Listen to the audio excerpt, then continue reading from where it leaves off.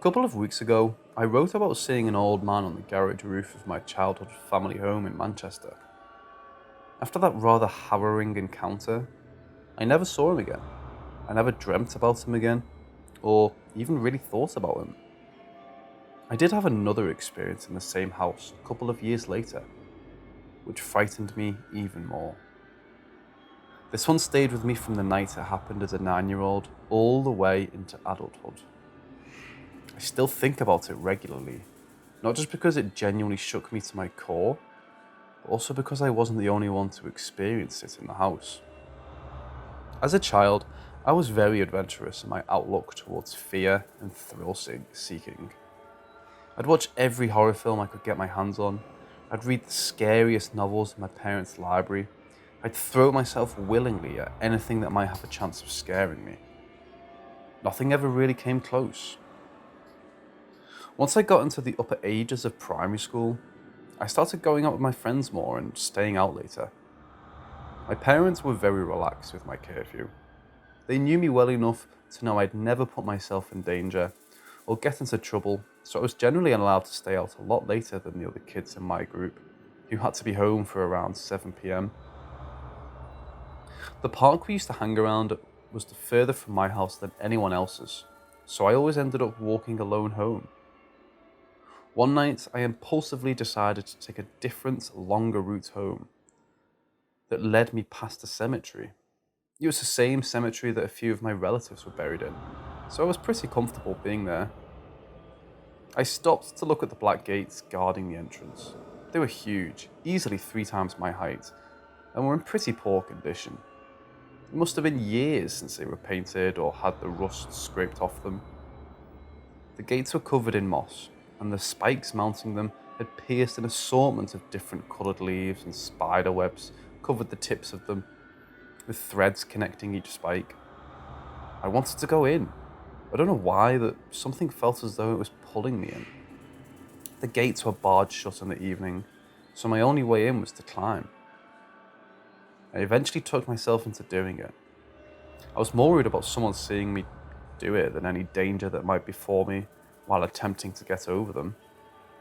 I was a fairly athletic kid, so getting over there was no issue, and I was certain I hadn't been seen, even though my weight made the gate rattle loudly and violently. Once I was inside the cemetery, I just walked around, reading the names and ages of the people buried there, taking in when they were born and when they died.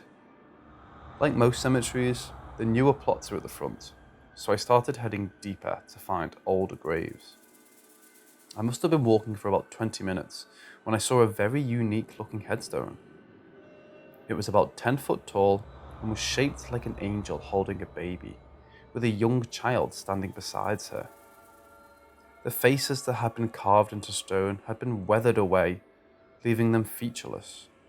They were eerie to look at in those surroundings, and with the sun having long since set. There was no noise, except for the rustling of the trees and the occasional sound of a car driving past the entrance. I knelt at the grave and tried to make out the name. There were 3, and they'd been dead for a long time. The name at the top of the list, I refused to type it, was clearly the mother, given her age. The other 2 were younger, children. The elder of the 2 had died at the age of 8, while the youngest had only lived for a year. The dates of their deaths were the same. All 3 had passed away at the same time. As a 9-year-old, I understood how odd that was, but not that it could have and likely meant they died in a tragic accident or in a murder-suicide. While I was observing the gravestone, I heard a branch snap in the distance behind me. I immediately jolted around and began scanning to see what had caused it. It was tough to see, but I couldn't make anything out. While my back was turned on the grave, the hairs on my neck tingled, like someone had blown on them. It was enough to tell me that I shouldn't be there and I needed to leave. I ran towards the exit and scaled the gate without worrying how much noise I was making. Once I was over the gates, I began making my way home. Occasionally, I glanced back into the cemetery through the cast iron bars. I was being followed.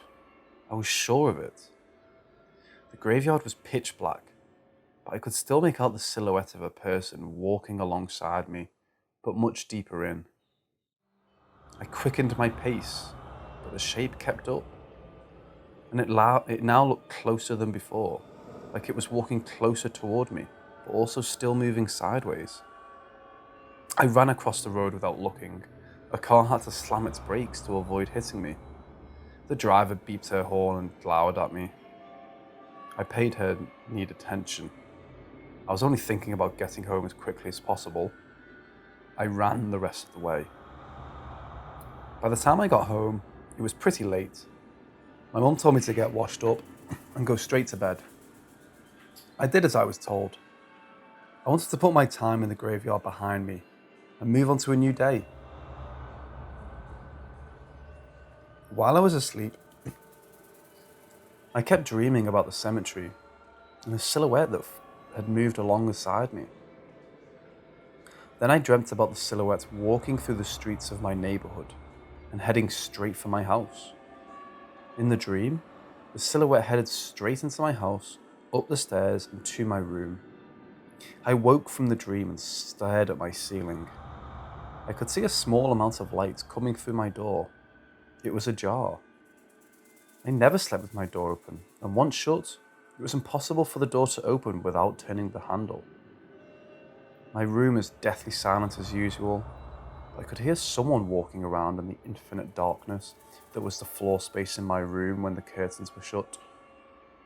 I peeked through the gap in the railing of my bed and could see the silhouette standing by my wardrobe, thanks to the light coming through the small opening of my door.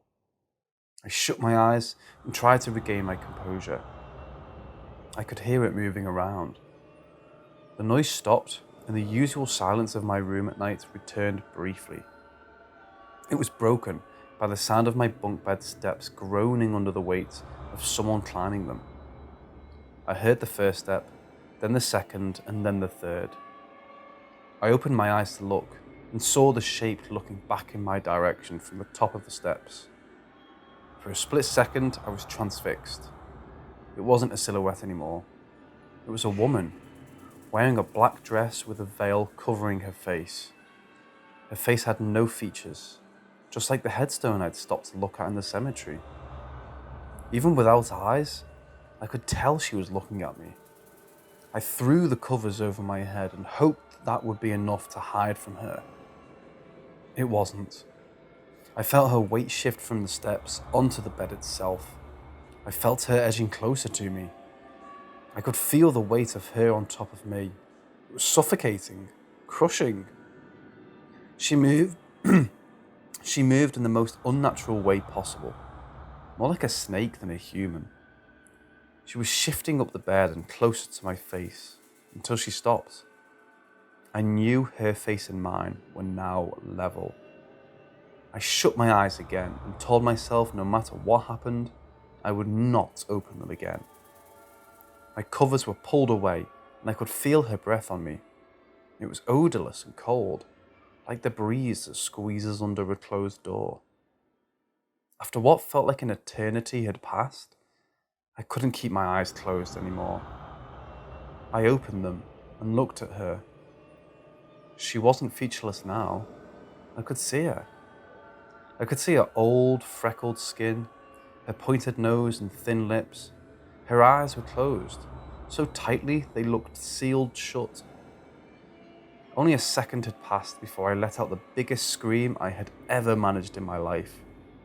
I wanted to wake up every person on my street if possible. The woman slithered away without making a sound, without opening her eyes.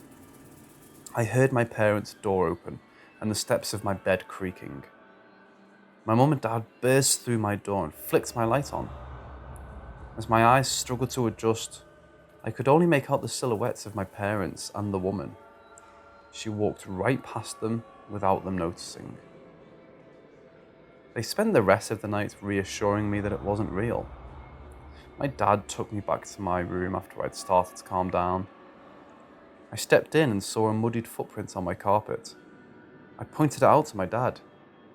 He could see it too. I could see it on his face. He was uneasy about it. He suggested I stay in their room. Eventually, I managed to fall back to sleep. The next day, my parents agreed to swap our rooms around. I never experienced anything paranormal in that house again. We moved about 2 years later. I know my dad will have convinced my mum to swap rooms.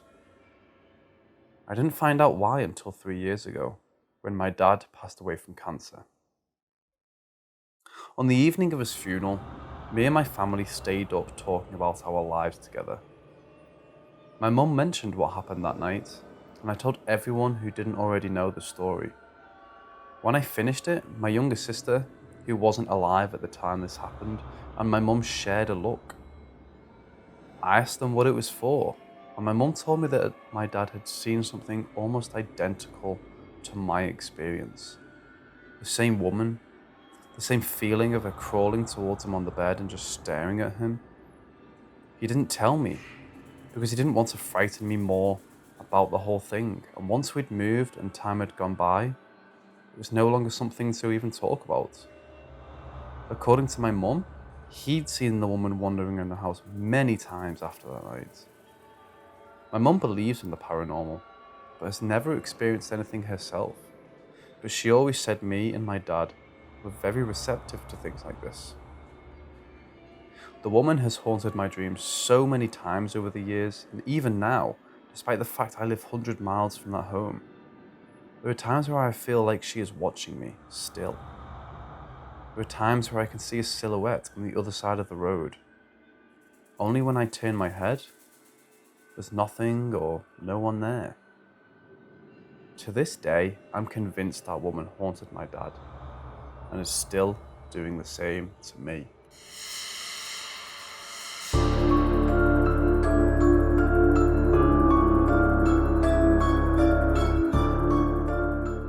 This happened over the course of a few months, during my freshman year of college.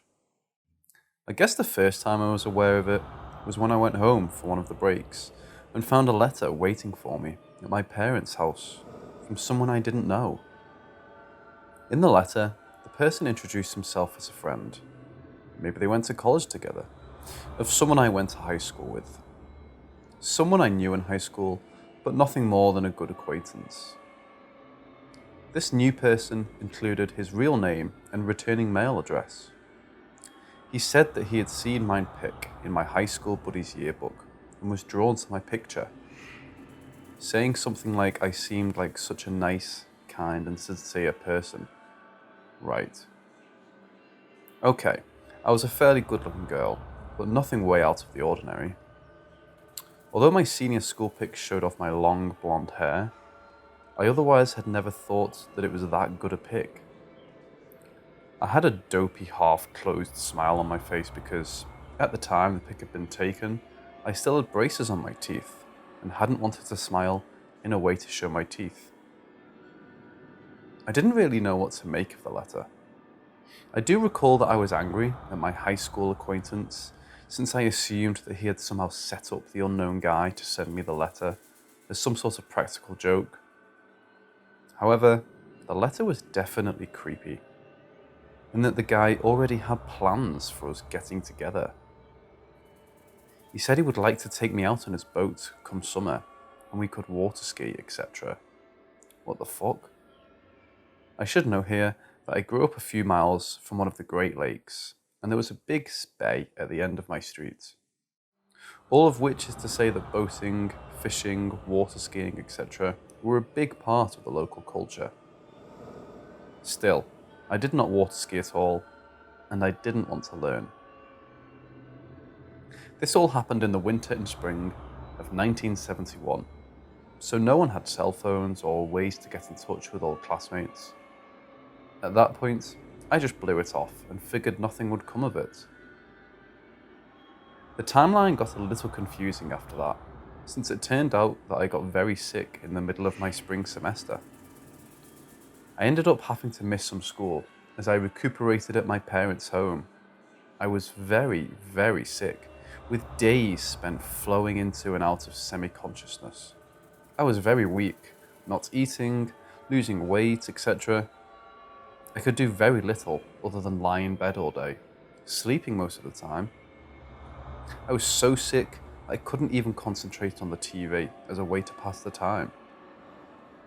It took a major effort for me to get up the energy even to go across the hall and use the bathroom. The days flowed into and out of each other, with me barely aware of what day it was. So, in the meantime, a second letter from this guy showed up at my parents' house. What has had me thinking about this recently is that a month or so ago, I was going through some old correspondence and found the second letter. I know that the eye kept the first letter as well, but I haven't seen that one in a while.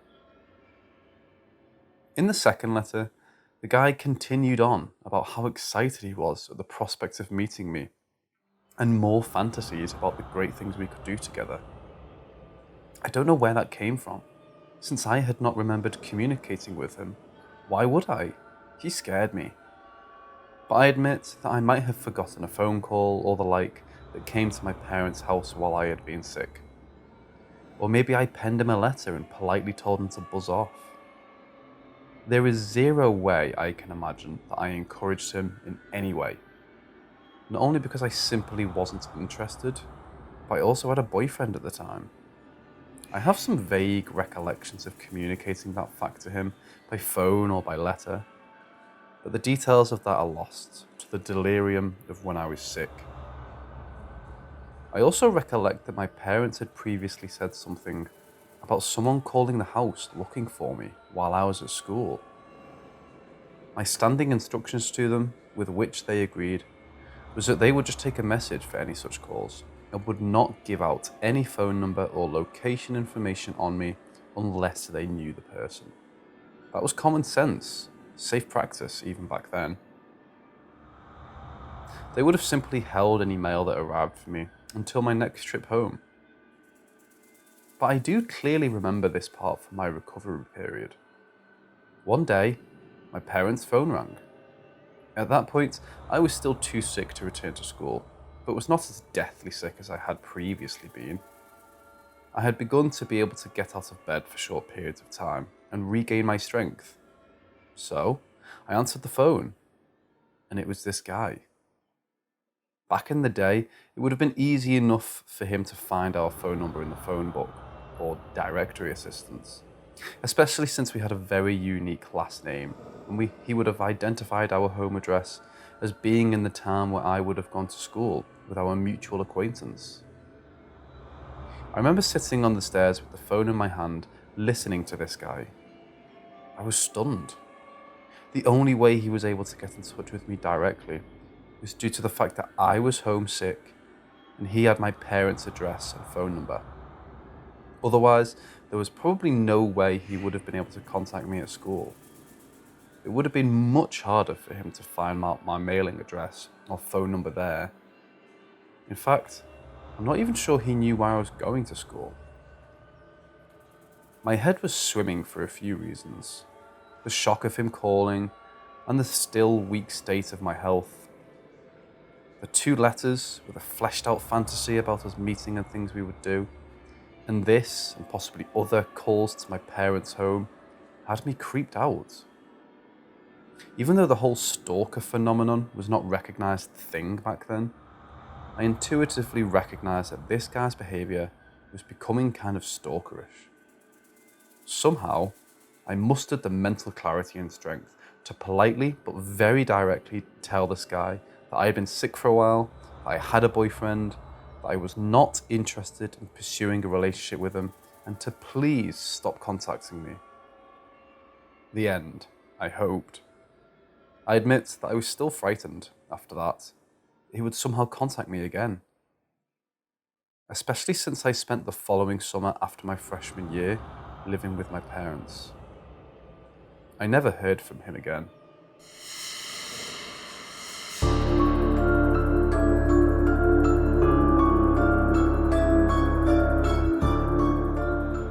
Back when I was in college in the mid-1970s, I was, as usual, travelling alone by car between my hometown and where I went to school.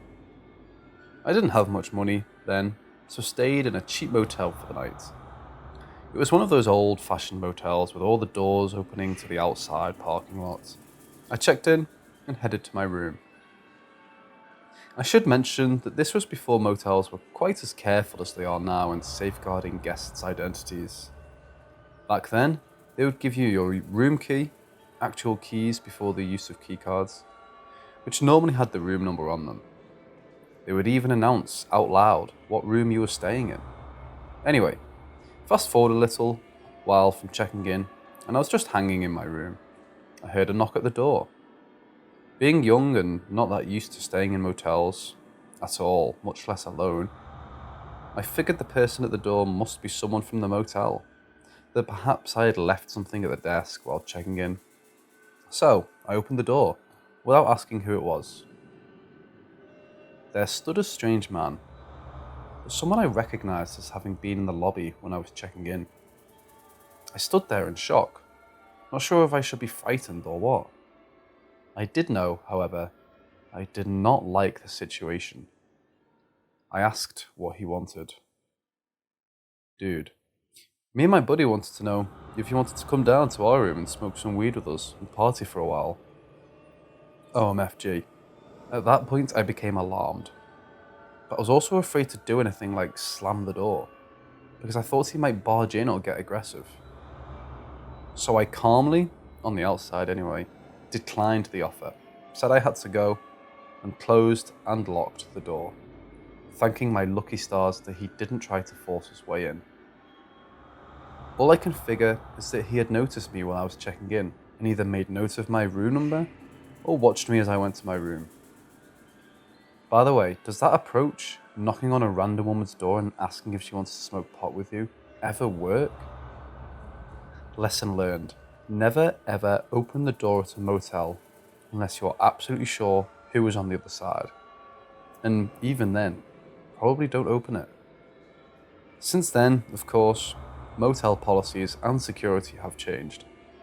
Keycards are almost universally used instead of keys, and they don't show your room number. Motel personnel no longer announce your room number so that others standing nearby can hear it. They normally write it on the inside of the paper jacket of your keycard, or somewhere else that could be concealed as they hand it to you. From that experience, and one other, not like this one, I developed an aversion to staying in motels with doors that open to parking lots.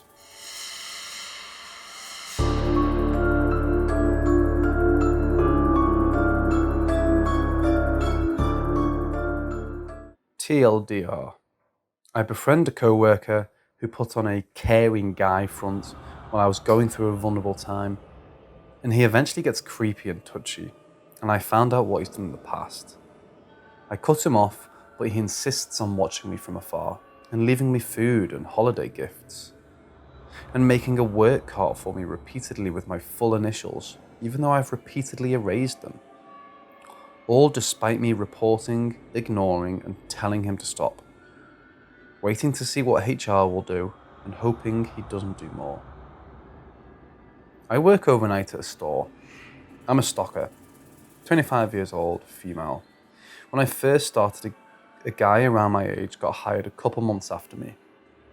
He started hanging around another coworker and I on break, and we eventually became friends, even hanging out alone on break sometimes.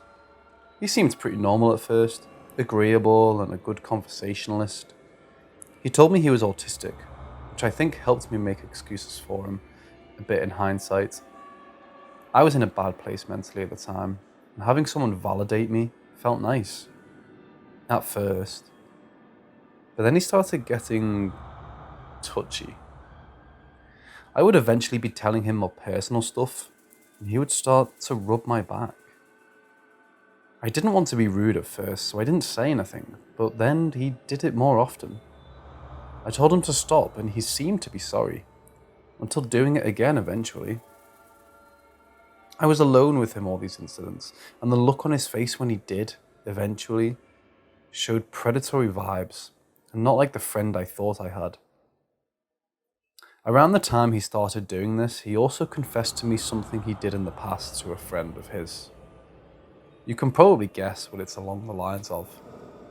He acted quite remorseful and said him and the friend are civil now, and that it was a long time ago. I think he also cried a bit. Generally, I'm a compassionate person who believes in second chances. So while this is when more red flags started going off, I still hung out with him a bit, although more distantly. It didn't help that his general demeanour was, in one of a pitiful person, nice act. He hung out with my boyfriend and I a couple of times. He lives near us, so we were kind of excited to have someone to hang out with at first. But he just kept getting weirder and weirder the few times we hung out. He always seemed to be trying to subtly one-up my boyfriend in a sarcastic manner. There was also a strange time when he did a deep belly laugh at an explicit sexual song playing on his car radio that my boyfriend and I just kind of felt uncomfortable about. He'd make a point not to drink that much around us when we were drinking, despite bragging about how much he could down. He rubbed my back yet again at one point while I was drunk when my boyfriend left the room, trying to pass off as comforting. He generally tried to be flirtatious whenever my boyfriend left the room. Eventually, enough was enough and I cut him off, although I still have to work with him. This was last summer. We weren't even friends for that long. Since then, he has come in early every night to put out my work stuff for me. Leaves me food and water and gifts, stuff that I've mentioned in conversations before. Parks near me and waits for me to leave the parking lot so we can drive together, I guess. One time he waited a half hour as I was chatting with another coworker. Waits in front of his house for me to pass by him to get home. I have to turn on his road to get to my road. Still says weird phrases my boyfriend and I used. Texts despite being ignored. Left a note saying, "You really do hate me," on my work cards after months of ignoring him. He's written my full initials, which he remembers somehow, on a work card in marker and leaves the same one out for me every day. I always try to erase them, even wrote stop on it once. But the next day, I'll see he wrote them again. Oh, and whenever he walks by me, he looks sad or pissy. Managers have talked to him, and a reporter's going through HR right now, but I just hope he doesn't escalate. Despite being talked to, he still leaves the cart and stuff out for me, with some water, and rewrites my initials. He's so helpful and nice. Not. Update. Nothing really has seemed to happen with HR so far, except for him no longer waiting for me in the parking lot. I guess the manager talked with him about that. I told him to stop leaving work cards out for me, and he acted like I was being unreasonable. Then he wrote my initials again on my work card while I wasn't working, as well as this smiley face, which it seems he can also draw in every window of my car the other day. Guess I left my doors unlocked because one was drawn on the inside. He's fucking obsessed.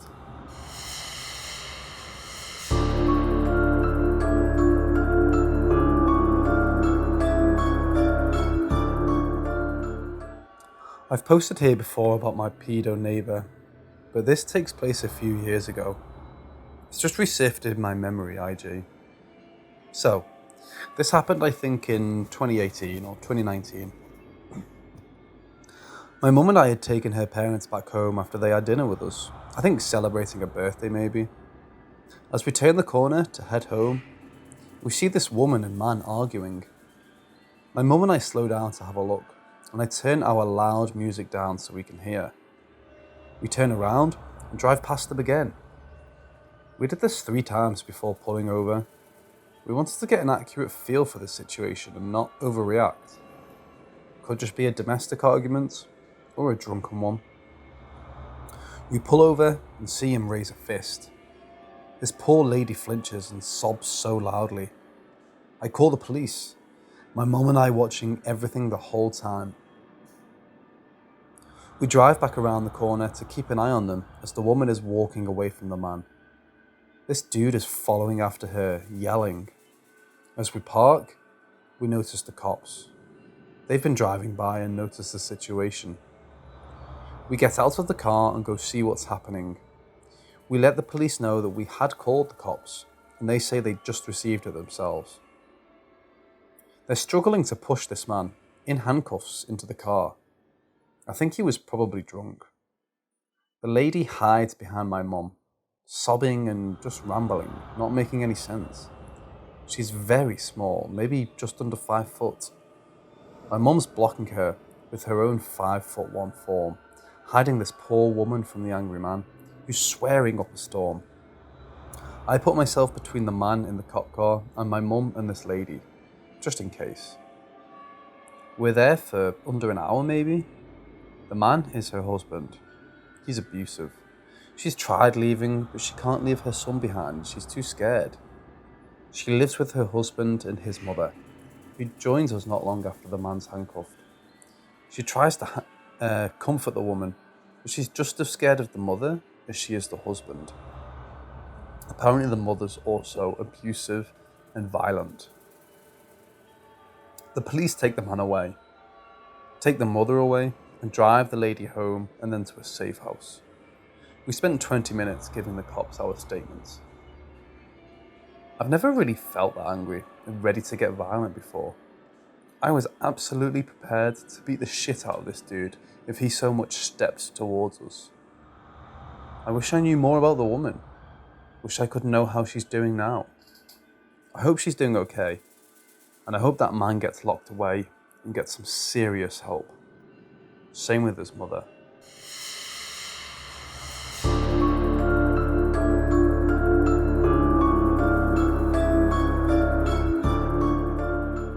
I had a very bizarre stalkerish experience with a classmate several years ago in college. One day, we were put into groups for a project, and thinking nothing of it, we all exchanged numbers with each other. In the following weeks, I started to get very bad vibes from one of the group members. At first, I thought he was just a normal guy, but as time went on, things got really creepy. We'd text like normal classmates or group mates. We texted casually and made small talk outside of the group project. He added me to Facebook and I accepted his request. Fast forward, I start to notice how the guy constantly stares at me from across the room with this very thirsty look on his face and makes remarks about how I'm so pretty. The professor would be lecturing and I look over my shoulder to see him staring at me with a disgusting look of desperation on his face. Also, the guy had bright blue eyes and looked like he had barely slept, so that combo made him look even creepier, especially when I'd caught him staring at me like that. I started keeping my responses to him dry and only reached out to my other classmates regarding the project. This behaviour continued for the duration of the class. Finally, when the class was over, I decided to block his number cold and delete him off Facebook. I thought I was done with him. I was wrong. The next day, I got a friend request from a very creepy account with a creepy looking man on the profile riding a carousel horse. It was odd and literally gave me the chills.